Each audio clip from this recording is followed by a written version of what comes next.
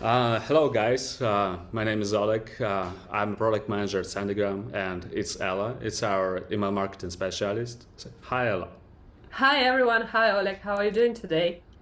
I'm doing great, and I want to admit to everyone who will be watching and listening to this podcast that it's already the 10th time we started to recording it, and each time we ended up laughing. So we just decided to record it as it goes. So if We you have gave a it good laugh, away. yeah, Okay, let's yeah. go.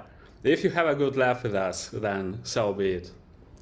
So today's topic is differences between Generation Zs and Millennials in terms of email marketing, how to work with them, how they perceive emails, how they respond, and what to do about your email marketing if it's actually about one of those target audiences. So Ella, it's your word. Tell us Yeah, what we should know. it sounds like a hot topic, isn't it? Yeah, pretty hot. So Gen Z and millennials, the good news is they both check their emails still. So there is a common stereotype that Gen Z doesn't use email anymore and they only lives on TikTok and Instagram, but it's not true actually. So the research says that 58% of Gen Z still check their email and they do it multiple times daily. Isn't it a great news? Well, for us, yes. For them, I don't know. It speaks a lot about attention span and all this stuff. Okay. Yeah, and millennials check even more often, and they rely on their emails more for sure. And the difference is also how many emails Gen Z and millennials get daily. And I know you've got some information about that. Yeah, sure.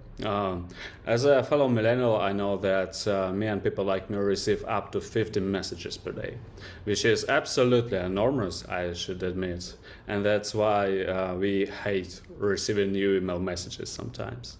And How do you handle that? 50 um, emails. That's a ac- lot. actually, about 70% of those messages just go straight to the trash bin.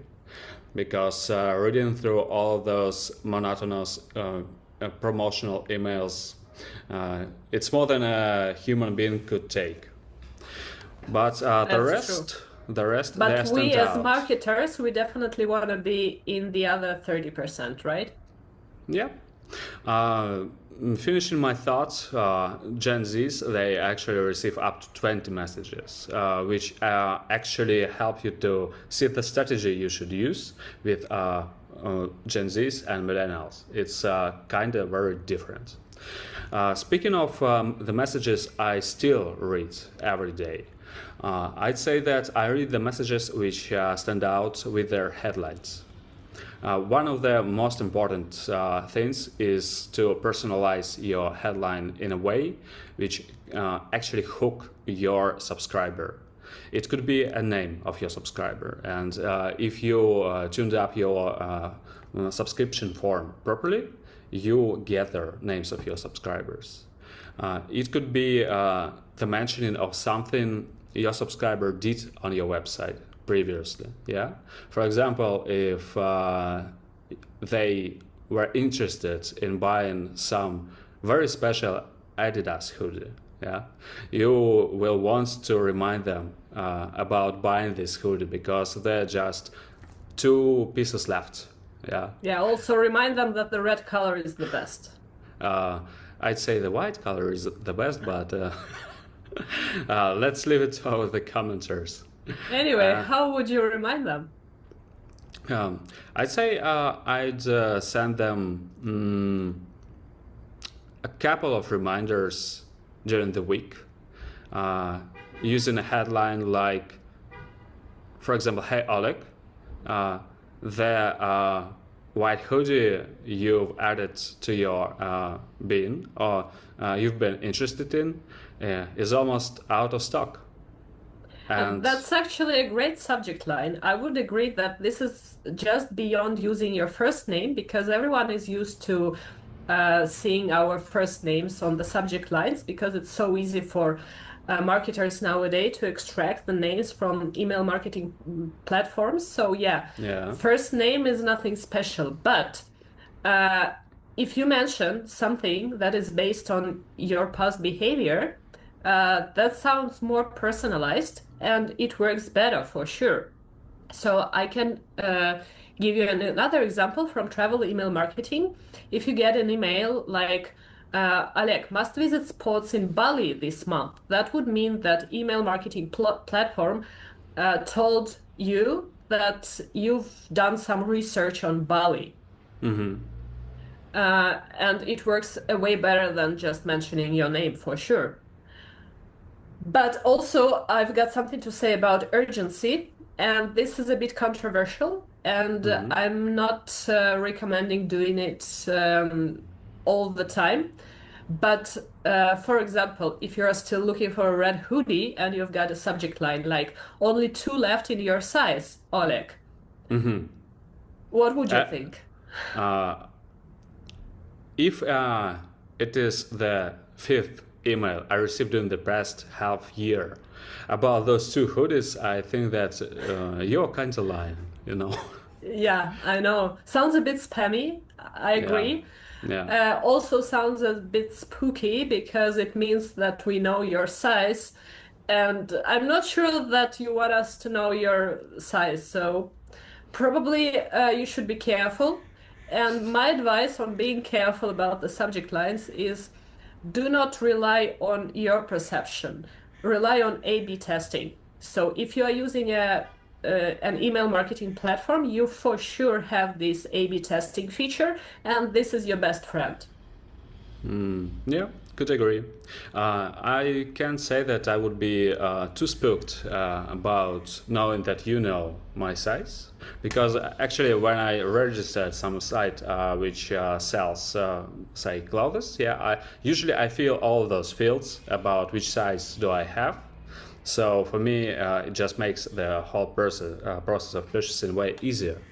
But I totally agree with you that your subject line will just get my attention way quicker. Yeah, also, of course, both Gen Z and millennials would like to get some discounts. That's easy if you're ready to give these discounts. So who doesn't like them? Everyone likes discounts. And if you have something to offer, of course, mention it in a subject line. That will work. Yeah, I'd also add that since Generation Z is moving towards mobile applications more and more, you should kind of divide two marketing channels, push notifications and emails, into two separate creative forms of talking to your audience. With a notification, you could just quickly tell about something. It could be a very quick sale or something general, right? But since Gen Z marketers, they usually receive less email messages, they treat them differently. Each email is kind of a newsletter for them, something serious, something that gets their attention. But what it also means that they expect more from it.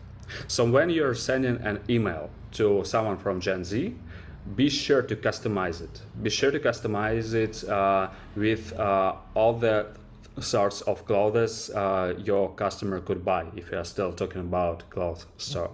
Yeah.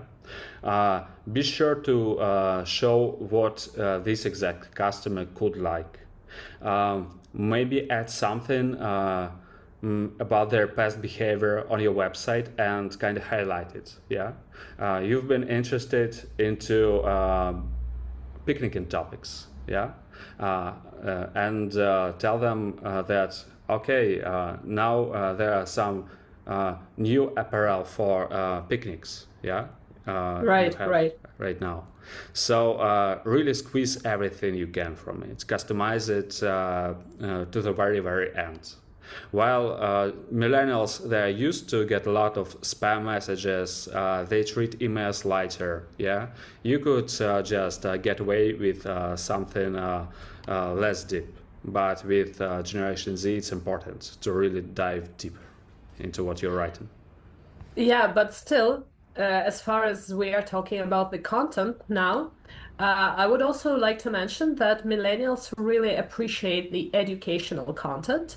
And it's not what your professor at university told you. So by educational content, we mean different kinds of tutorials, tips, insights, and so on. For example, if we consider a how-to tutorial, and our audience are millennials, we can suggest something like 5 steps to booking eco-friendly stays. For example, they are going on holiday, and as you know, millennials are very well aware of ecological problems, global warming, environmentalists, and so on. So if you want to educate them more, and probably they would prefer an eco-friendly accommodation to a regular one.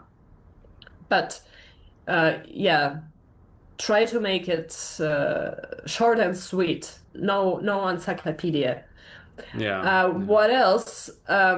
Yeah, let me stay on this traveling topic. Travel email marketing is one of my favorites. So as for tips and insights, what can it be? It can be eating healthy while traveling, some nutritionist tips. So what a nutritionist can suggest on eating healthy while you are traveling, especially if you are a Westerner and if you are going to Asia, that might be a challenge. There are actually a lot of challenges that you might face. What about such a subject line as jet lag recovery routines that actually work? I would love to have this guide. I definitely need these jet lag routines. I suffer from a jet lag every time I fly to another time zone. Just send me this email and I will click it and open and read everything carefully. Someone, please. I could totally agree. I guess people of 20, 25 years old, they are not so much into living health through jet lag. But for us millennials, it's something way more serious. Yeah, so these are the quick tips and quick differences between millennials and Gen Z and how we can adapt our email marketing campaigns to these different generations. So what are our key takeaways? Before jumping to key takeaways, I'd like to add something. Yeah, sure. Sorry. I'd say you should look at those two different audiences as of two different buyers personas. Yeah, one is a person who still is looking for themselves in this world. Yeah, that's why Gen Zs, they are still into fashion. Yeah, into trends, into deep customization, which really shows them they are special, how they are highlighted in this world because of their tastes and what they want and what they like. While millennials, they are people who they are kind of established at this moment in time. Yeah, they are in their 30s, 40s, and those people, they just try to realize how to make their current lives better. That's why they are so interested in education. That's why they don't treat emails so harshly, because for them receiving their own email isn't scolded into their faces. Yeah, and if you look at those two different buyers personas from that point of view, you could actually subconsciously start to realize what to write to each of them, because of course there are a lot of cultural differences. I already mentioned that a lot of stuff with Gen Zs is revolving around using those mobile applications. But it's also about their ages and about the fact that millennials, I don't know, they have kids sometimes, and Gen Zs, I guess most of them are still free and they don't have anyone to care about. At least it's my take, so yeah. That's great. That's great. I totally agree. And I'm pretty sure we can talk about that in our next episode. So culture, geography, and other aspects are very important when you launch your email marketing campaign. So there's a lot to discuss, and I hope to discuss that in our next episodes for sure. Yeah. Let's look forward to it. And speaking of key takeaways, let's go through them in the end. If we're talking about millennials, you should really consider using some deep, maybe educational content. You should really think about using loyalty programs. Millennials are pretty loyal, and they used to use a brand they like for a very long period of time. They are not so trendy, you see. And they really care about social impact which your brand carries into society. Yeah, they care about the environment. They care about the world around them.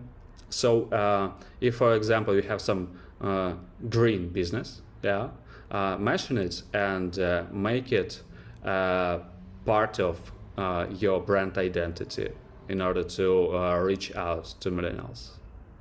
And if we are talking about Gen Zs, it's more about trendy content. It's more about personalization, heavy personalization. And it's more about using the shorter attention span. If you could, for example, use some interactive elements in your emails, it would be just great.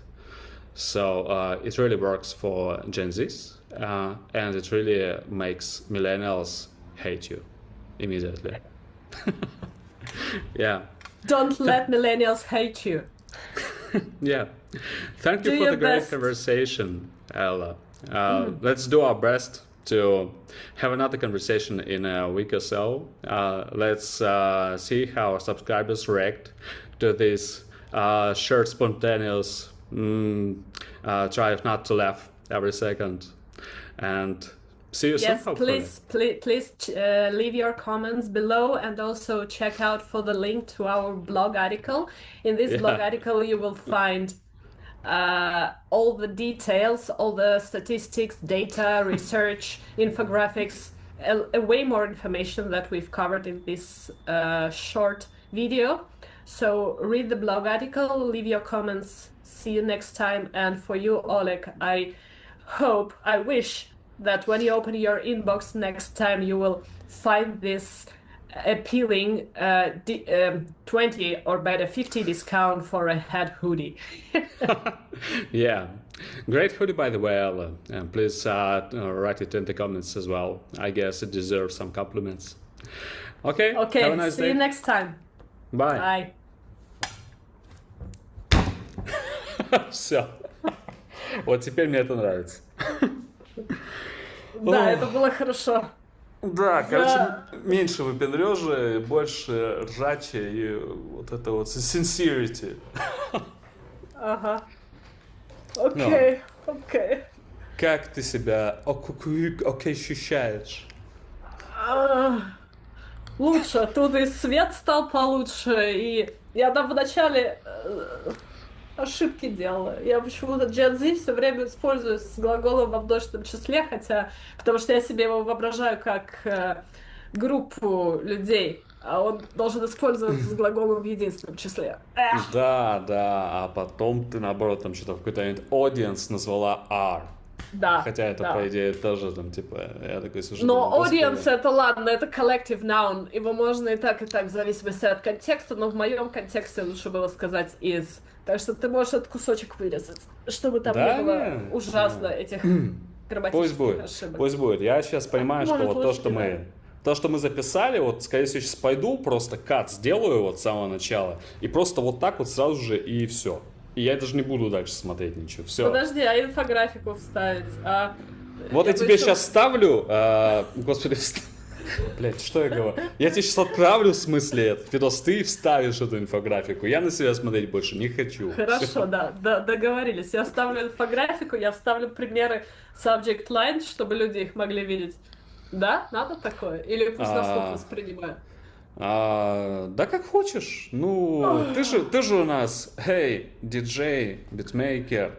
Ох, мне так жарко в этой худе, ты бы знал. А Я ты- тут мучаюсь, сижу. ты в я ж не следующий раз могу прямо на сидеть с подкасте. кошечками. А ты в следующий раз прямо на подкасте начинай просто такая. О, хорошо.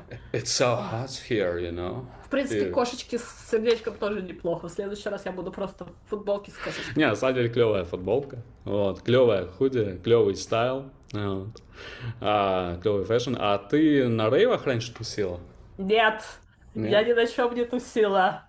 Почему? Ну, у тебя просто стиль такой, как будто ты из этой культуры немножко там. Вот. То есть я про метал, а ты такая вся немножко про кислотность какую-то. Там. Вот эти вот наушники там, вот эти. Так что Наушники другого цвета не было. Они были На них было написано, что они noise cancelling, и они действительно noise cancelling в ушах. Я не знаю, как они микрофон noise cancelling. Я не пыталась еще записывать ничего из шумных кафешек. Вот, но я хотела noise cancelling, а там другого цвета не было. Окей, Йоу, отмазалась. йоу. Но я буду знать, что ты просто в Анталии каждую пятницу вот это вот там, знаешь, там, под хаус там где-нибудь, короче, так. Да что у нас тут? Арабеск, турецкая музыка. Ой, блин. Слушай, у меня так жопа с этого горит. Я просто понял, что я хочу, ну, потанцевать куда-то пойти, да. Но так как я конь старый, борозда не порченная, то я хочу пойти по какой-нибудь, не знаю, там, драм н бэс потанцевать, там, транс какой-нибудь. Короче, вот то, что было популярно в 2000-х. А сейчас там вот это вот все, cloud рэп и вот это вот вся хренотень. И я такой, я не могу под это танцевать, я не хочу под это танцевать. А Тбилиси танцуют под это. Короче, расстройство одно. Вот, я остановлю запись.